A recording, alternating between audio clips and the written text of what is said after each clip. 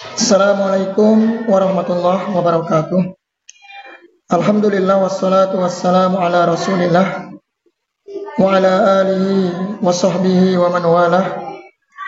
Wala haula wala quwwata illa billahi amma ba'du. Baik, teman-teman semuanya rahimani wa rahimakumullah. Di kesempatan kali ini kita akan meluruskan sekaligus menanggapi pernyataan Buya Ar-Razi yang sampai saat ini belum paham tentang pembagian tauhid menjadi 3 macam: rububiyah, uluhiyah, dan asma wa sifat. Padahal para ulama ketika mereka membagi tauhid atau taksim tauhid, ada rububiyah, uluhiyah, asma sifat, ini sudah berdasarkan riset, tatabbu wastiqra. Itu sudah meneliti, meneliti nas-nas dalil dari Al-Quran dan Sunnah, dan didapati bahwasannya dalam Al-Quran dan Sunnah itu ada 3 macam tauhid. Bisa dicek dalam Al-Quran. Seandainya dia tidak terima akan pembagian tauhid yang 3 ini, silakan. Tapi intinya para ulama mereka berusaha menjelaskan kepada umat agar paham tentang tauhid. Jangan sampai dia mengucapkan kalimat la ilaha illallah namun ibadah dia berikan kepada makhluk. Terserah mau dibagi 2, 3, 4, silakan. Yang jelas ibadah harus diberikan kepada Allah Subhanahu wa taala. Namun sangat disayangkan, Buya Ar-Razi ini nggak paham tentang taksim at-tauhid, yang maksudnya agar orang awam mudah memahami tentang masalah tauhid. Sebagaimana masalah ahkam taklifiyah, ada wajib, ada sunnah, ada makruh, ada mubah, ada haram. Itu nggak ada dalilnya. Betul, nggak ada dalilnya. Nggak pernah Nabi mengatakan yanqasimul ahkam taklifiyah ala khamsati anwa. Nggak ada seperti itu. Namun para ulama itu membuat atau merangkum, meneliti, meringkas berbagai nas dalil, ditemukan dalam bahwasanya ahkam taklifi ada 5 macam. Sama dengan tauhid, demikian. Memang nggak ada dalilnya. Namun setelah diteliti nas dalil dari Al-Quran dan Sunnah, ditemukan bahwasanya aksam atau taksim tauhid ada 3 macam. Bahkan sebagian ulama membagi menjadi 2, yaitu tauhidul ma'rifah dan tauhid at-talab wal qasad. Itu ada yang demikian. Dan dia mengatakan bahwasannya taksim tauhid terbagi menjadi 3 karena nggak ada salafnya. Kata siapa nggak ada salafnya?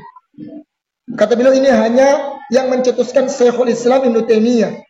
Sebenarnya beliau ini pura-pura nggak tahu atau tidak baca.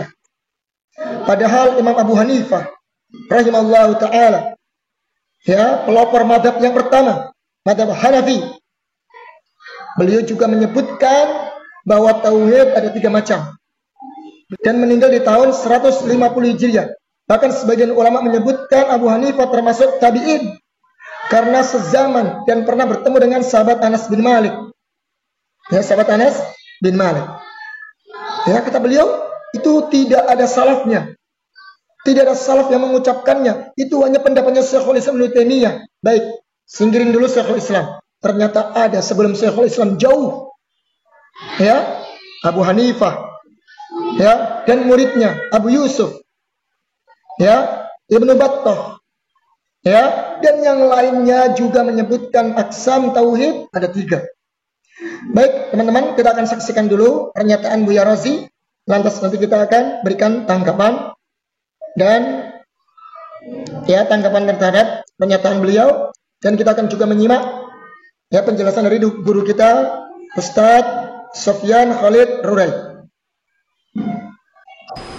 Pembagian taksim usul tauhid as-salasa, pembagian tauhid menjadi 3, bukan dari ulama salaf, bukan dari ulama sahabat. Katanya bukan dari ulama salaf. Baik. Ya.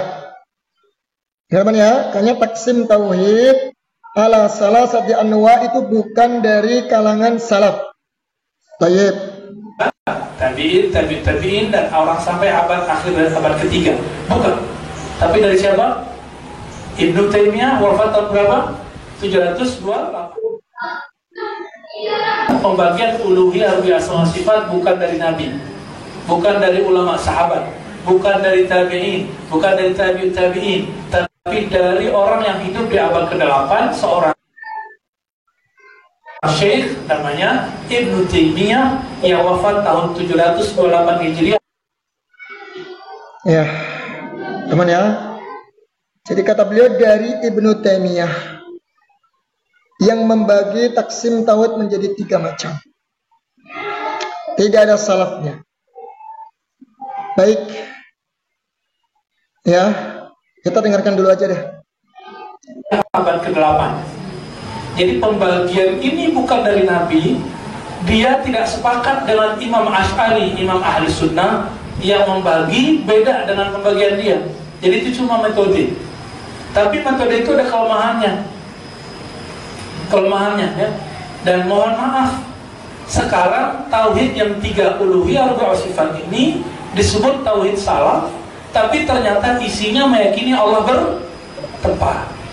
Oleh karena itu, kalau saya menyebut uluhiyah ru'yah sifat, bukan yang itu yang saya maksud, bukan yang versi Ibnu Taimiyah, tapi versi akidah imam-imam terdahulu sebelum Ibnu Taimiyah. Jadi perlu digarisbawahi pembagian taksim usul tauhid as-salasa, pembagian tauhid menjadi 3, bukan dari ulama salaf, bukan dari ulama sahabat, tabi'in dan orang sampai abad akhir dan abad ketiga. Bukan. Tapi dari siapa? Ibnu Taimiyah wafat tahun berapa? 728. Karena ini ijtihad. Baik, teman-teman semuanya rahimani wa rahimakumullah. Jadi Buya Ar-Razi terlalu memaksakan diri, menganggap bahwasanya taksim tauhid ala salah satu anwa itu katanya bukan dari salaf. Nah, sepertinya beliau tadi kurang baca atau pura-pura tidak tahu. Padahal banyak sekali ya ulama, di antara tadi Ibnu Abu Hanifah, kemudian muridnya Abu Yusuf, kemudian juga Imam At-Tahawi. Ya, siapa yang kenal dengan Imam Tahawi yang wafat di tahun 321 Hijriah. Kemudian juga Imam Ibnu Abi Zaid Al-Qayrawani yang wafat di tahun 386 Hijriah. Kemudian juga Al-Imam Ibnu Battah yang wafat di tahun 387 Hijriah. Ya, dan banyak sekali ulama yang menyebutkan taksim tauhid ala salasati anwa. Artinya para ulama ini ingin menjelaskan kepada umat bahwa Allah itu esa fi rububiyatihi, dalam perbuatannya. Ya, Allah itu esa ifradullah bi af'alihi. Allah itu mengesahkan Allah Subhanahu wa taala dalam perbuatannya, penciptaannya, yang mengatur alam semesta, kemudian yang menghidupkan, mematikan, dan seterusnya. Kita esakan. Tidak boleh seorang hamba meyakini ada selain Allah yang ikut andil dalam mengatur alam semesta.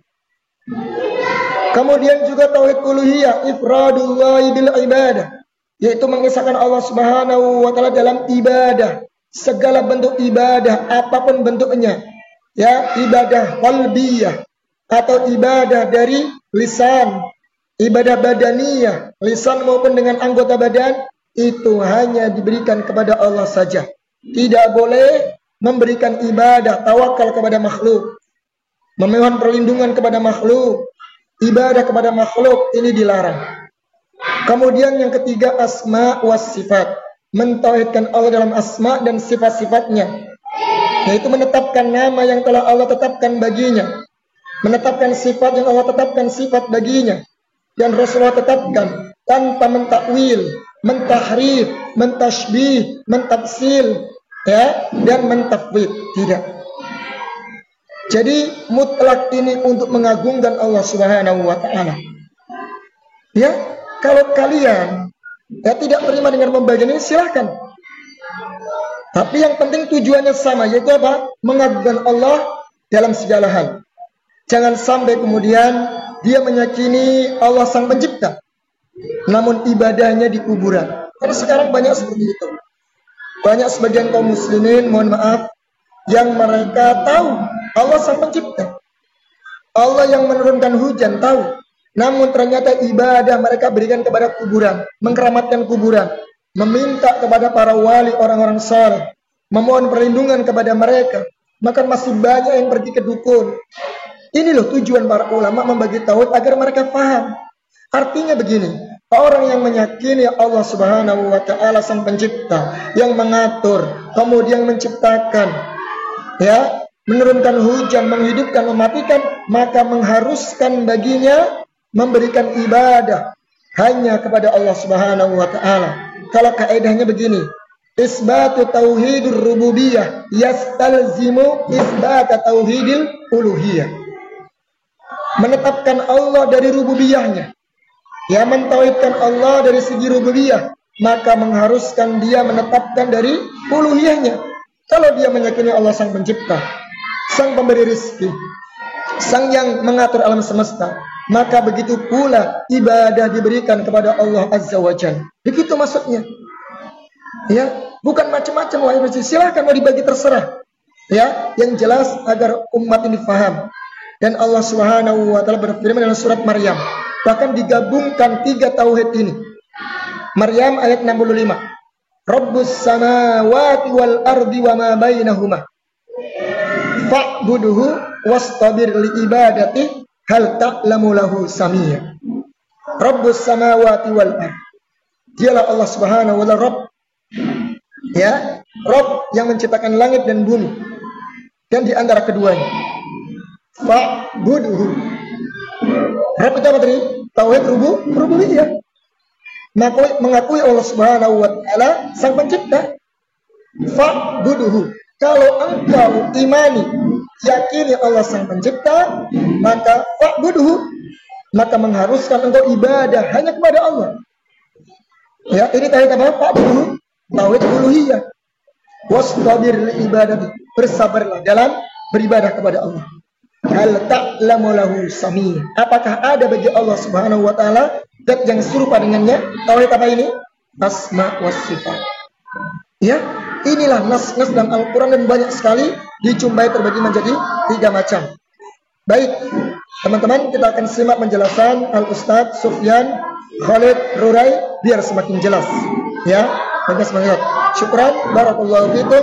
Ucapan mereka, pembagian tauhid menjadi 3, baru pertama dilakukan oleh Ibnu Taimiyah, lalu diikuti oleh Muhammad bin Abdul Wahab. Maka jawaban kita, ulama terdahulu pun sudah membagi tauhid menjadi 3. Oleh karena itu di sini kami nukilkan dari Imam Abu Hanifah, imam madhab yang pertama, wafat tahun 150 Hijriah, dan 2 murid beliau, Imam Abu Yusuf, wafat tahun 182 Hijriah, dan Imam Muhammad bin Al-Hasan Asy-Syaibani, wafat tahun 189 Hijriah. Akidah mereka bertiga dinukil oleh Imam Abu Ja'far At-Tahawi, wafat tahun 321 Hijriah. Mereka berkata, naqulu fi tauhidillahi mu'taqidina bi taufiqillahi. Dengan taufik dari Allah Azza wa Jalla, kami berpendapat bahwa dalam mentauhidkan Allah, maka kami meyakini innallaha wahidun la syarikalah. Sesungguhnya Allah Maha Esa, tidak ada sekutu baginya. Sampai di sini mencakup pada 3 macam tauhid. Tidak ada sekutu baginya dalam rububiyah, tidak pula dalam uluhiyah, tidak pula dalam al-asma wa sifat. Kemudian dirinci, wala syai'a mithluhu, dan tidak ada yang serupa dengannya. Tidak ada yang serupa dengan Allah. Ini tauhid al-asma wa sifat. Wala syai'a yu'jizuhu, dan tidak ada yang dapat melemahkan Allah. Ini tauhid rububiyah. Karena Allah yang maha agung, yang maha kuat, maha perkasa, yang mencipta, menguasai dan mengatur segala sesuatu, maka tidak ada yang dapat melemahkannya. Ini tauhid rububiyah. Wala ilaha ghairuhu, dan tidak ada yang berhak disembah selain Allah. Ini tauhid uluhiyah. Biarpun tidak dinamakan dengan penamaan yang sama, tapi isinya sama. Rububiyah, uluhiyah, dan al-asma was sifat. Berikutnya, nukilan dari Imam Ibnu Battah Al-Ukbari, wafat tahun 387 Hijriah. Ini masih jauh sebelum kelahiran Ibnu Taimiyah, apalagi Muhammad bin Abdul Wahhab. Anna aslal iman billahi alladhi yajibu 'alal khalqi i'tiqaduhu fi itsbatil